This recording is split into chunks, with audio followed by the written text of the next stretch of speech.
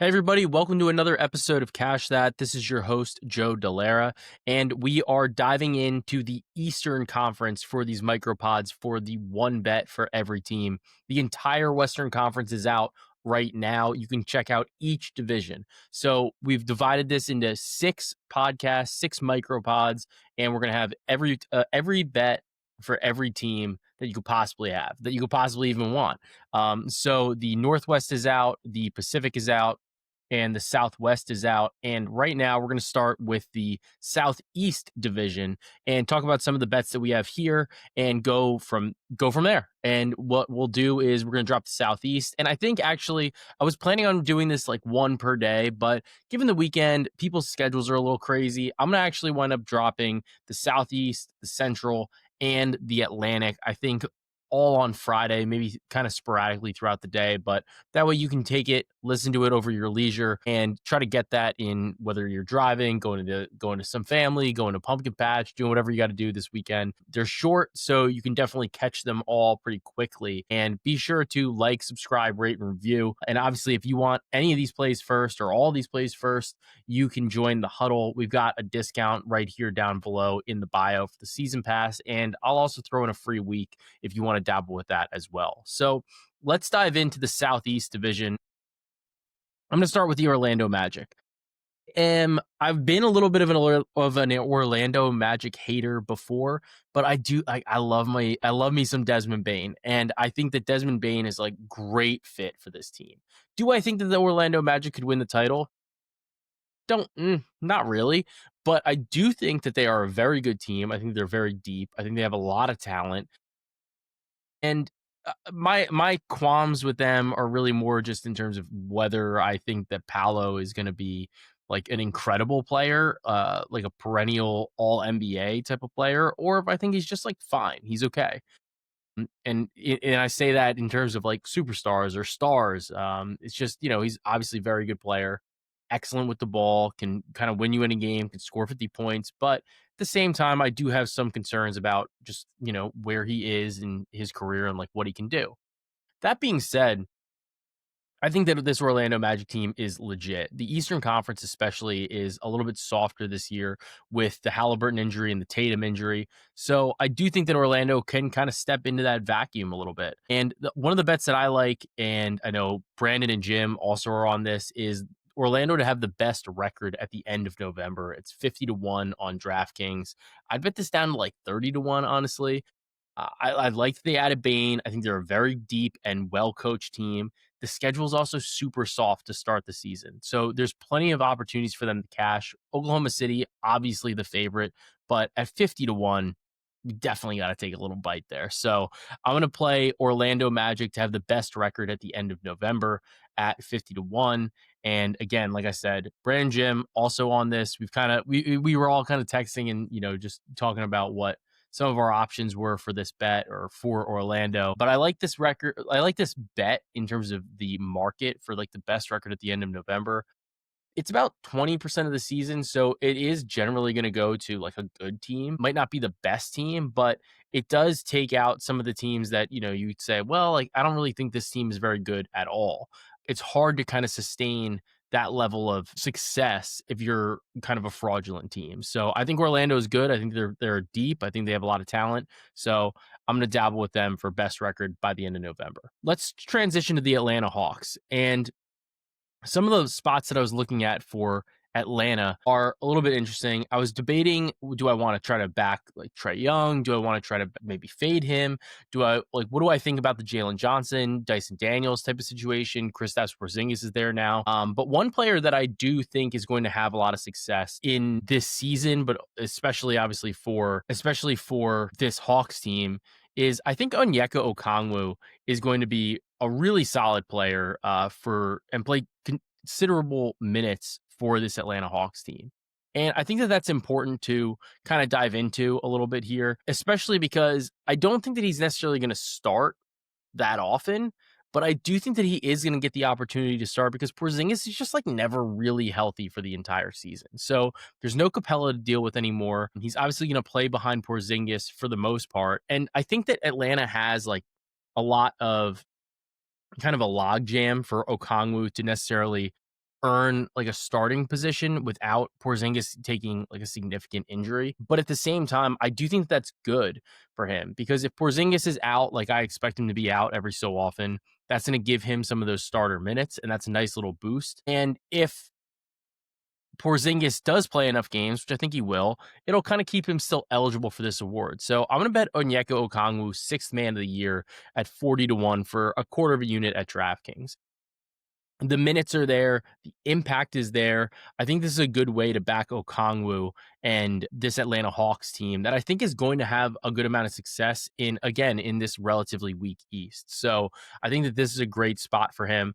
And I would also look at, 8 plus, 10 plus rebounds. I don't mind either of those looks for him on the season long averages. I think they're probably a little bit light, especially considering Porzingis is not like an excellent rebounder either. So I like Onyeka Okongwu for this Atlanta Hawks team. Looking at the Miami Heat, I I don't really believe in this Miami Heat team. I know they added some talent in Norman Powell, but for me, I think in order for this to all kind of come together for Atlanta, you really have to look at the leadership here, and that's Eric Spolstra. And I like him for coach of the year at 40-1 at like just for a little bit of a play here at 0.15 of a unit. So not a lot of exposure here, but the 40-1 at DraftKings, I think is a little bit off market. I'm seeing some like 22-1s, 20-1s, but for me, Spo, he's somehow never earned this honor, despite being looked at as one of the best, if not the best coach in the league, like year in and year out. So I don't mind playing this. I don't mind buying into Spo being the reason that Miami can have success this year. I think if you look at this Miami Heat roster, nobody's saying, man, like they got a bunch of world beaters there. There's a lot of guys that are solid, but you're really looking at a lot of twos and maybe even threes kind of coming together to build this team. So I think it's going to need to be really well coached for this team to win a lot of games. And at 40-1, I kind of like grabbing it here. I think that Spo is one of the coaches that might not need to be like a 1 or a 2 seed to win this award, but could maybe win with a team that gets like 50 wins. That's a solid season. Doesn't necessarily mean that you're going to be a top seed, but I think maybe even he could win in the 40s if nobody else is having like a great year. So he's somebody that is, like I said, he's never won the award before and is somebody that I think deserves to win this award at some point in time. So I'm going to back him, grab a little bit now, and it's a way to kind of reset, recalibrate my disbelief in Miami because I think if they are good, it's going to be because of the leadership and the coaching through Eric Spolstra. Looking at the Charlotte Hornets, one of the bets I gave out over the summer, absolutely loved it, was Brandon Miller, 20 plus points per game, and the Hornets to win 40 games at 30-1. Gave it out earlier, and it's down to like 13-1. So I can't really recommend it there. But what I can recommend to you is betting Brandon Miller most improved player at 50-1 on DraftKings, MGM, or Bet365 for zero point 0.2 units. I really like this play. He averaged over 20 points per game last season, in part due to various injuries on the team. Like, you barely played, honestly. You didn't get a lot of games in.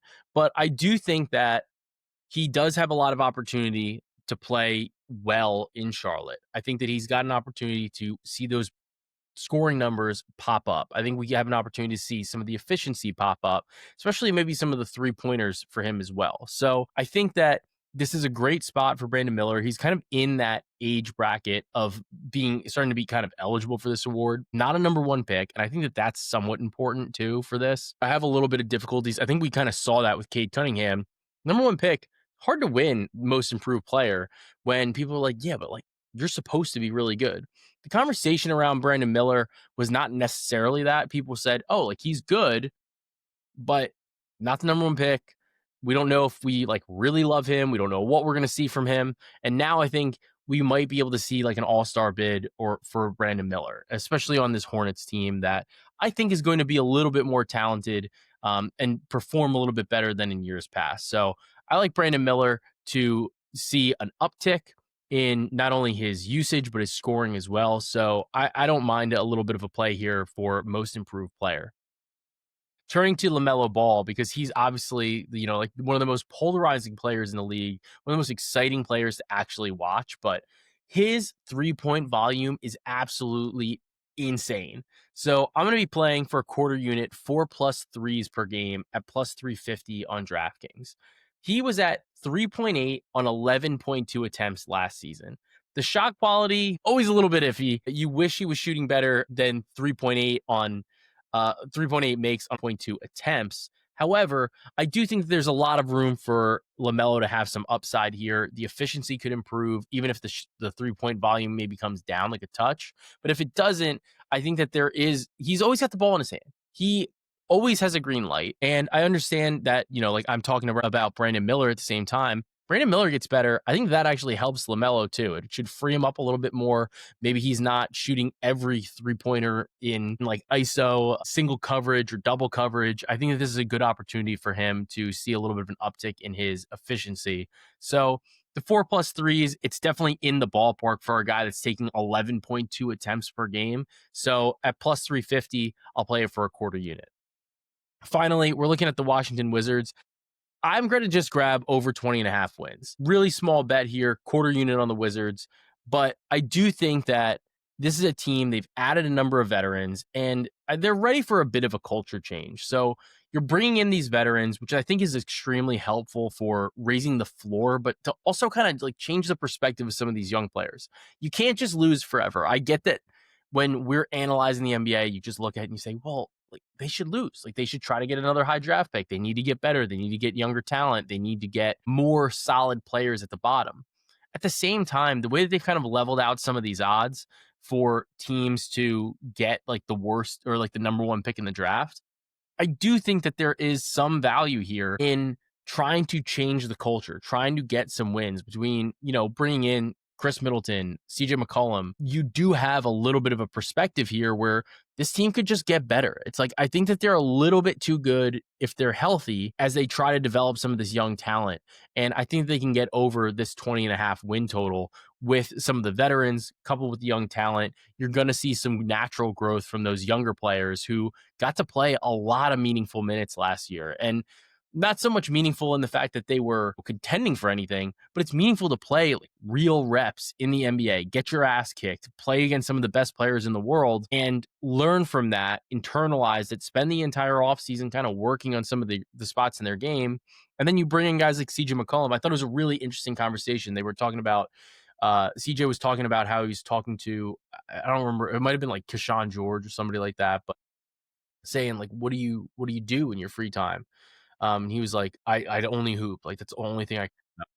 And CJ McCollum was basically like, dude, like you gotta pick up some sort of hobby. You gotta be able to unwind a little bit. And I think that that's interesting because a lot of people, especially now, you see parents pushing their kids and they're just like, everything has to be with the sport. It's gotta be this, it's gotta be that.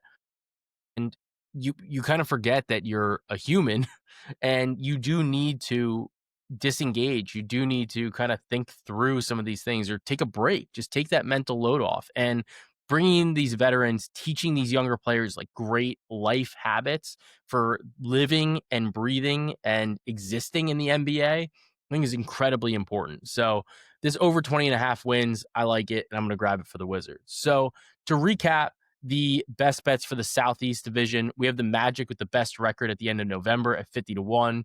Onyeka Okongwu, the sixth man of the year at 40-1. Eric Spolestra, coach of the year at 40-1. Brandon Miller, 20+ points per game, and the Hornets, 40+ wins. Brandon Miller, most improved player. LaMelo, 4+ threes, and the Wizards over 20.5 wins. Be sure to like, subscribe, rate, and review, and tune in to the next episode of Cash That, where we will be breaking down the Central Division in our 5th of 6 divisions for the micropods. So let's continue to cash that.